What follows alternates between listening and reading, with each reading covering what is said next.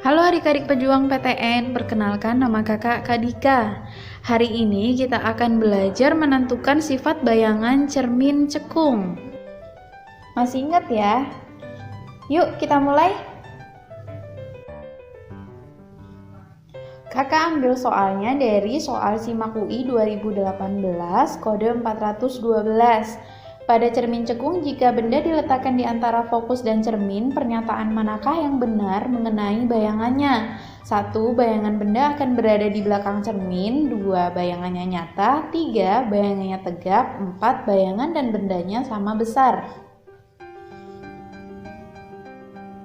Masih ingat ya sama pembagian ruang pada cermin cekung? Nah, ruang di antara cermin dengan titik fokus disebut dengan ruang 1. Ruang di antara fokus dengan titik kelengkungan cermin disebut dengan ruang 2. Sedang ruang di antara titik kelengkungan cermin sampai dengan tak hingga disebut dengan ruang 3. Sementara di belakang cermin dinamakan ruang 4. Nah, bagaimana cara menentukan bayangannya jika diketahui letak bendanya? Di SG ada cara cepatnya nih, namanya cara grade solution, di mana ruang benda ditambah dengan ruang bayangan hasilnya sama dengan 5.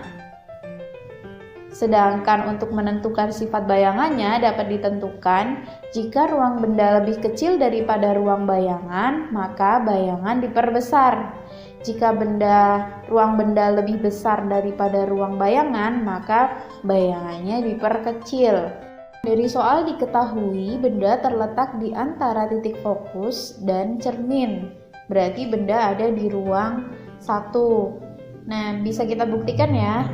Nanti dari rumus grade solution, bayangannya akan terletak di mana jika hasilnya harus sama dengan 5. Berarti kemungkinan bayangannya ada di ruang 4. Bisa kita buktikan dengan perjalanan sinar istimewa pada cermin cekung.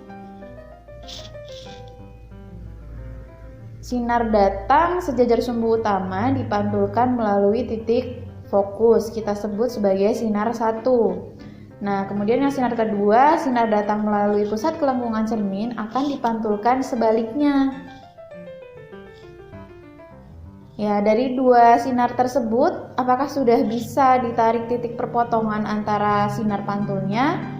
Ternyata belum bisa ya. Nah, caranya dengan memperpanjang sinar pantulnya ke belakang cermin. Untuk sinar 1 kita perpanjang ke belakang cermin. Kemudian sinar 2-nya juga diperpanjang di belakang cermin sehingga kita dapat titik perpotongan antara dua sinar pantul.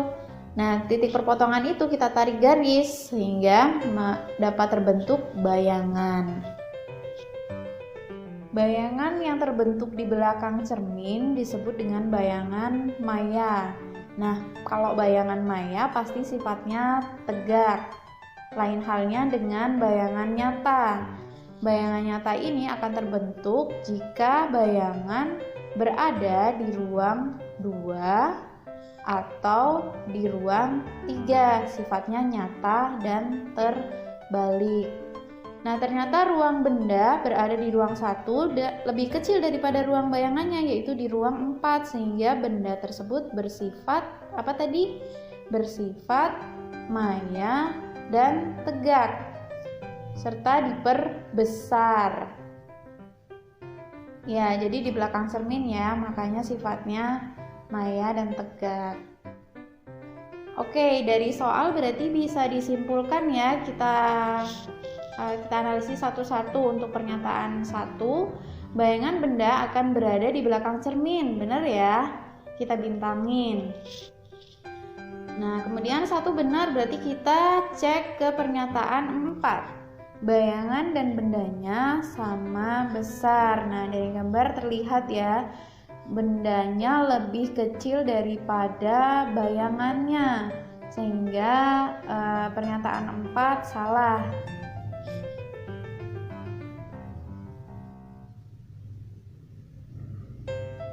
Oke, kita silang ya, salah.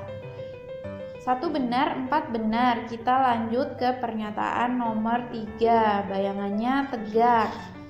Benar ya, kita bintang, bayangannya tegak.